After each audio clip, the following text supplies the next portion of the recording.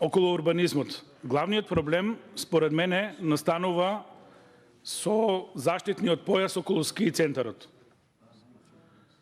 Тоа што таму во сред национален парк се поставува заштитен појас, јасно укажува дека таму ќе има активности. И тоа може да претпоставуваме какви. Значи, во студијата тој дел е активно управување, сега е заштитен појас. Многу е различно нивото на заштита. Сосема јасно укажува на тоа дека таму ќе се спроведат градежни активности. Околу делот за шумата вие добро објаснивте.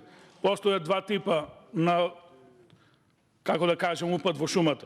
Мештаните, тоа е сосема нормално, ти ќе купат дозвола и ќе си набават дрва за собствена потреба. Проблемот е организираното крадење на дрвата.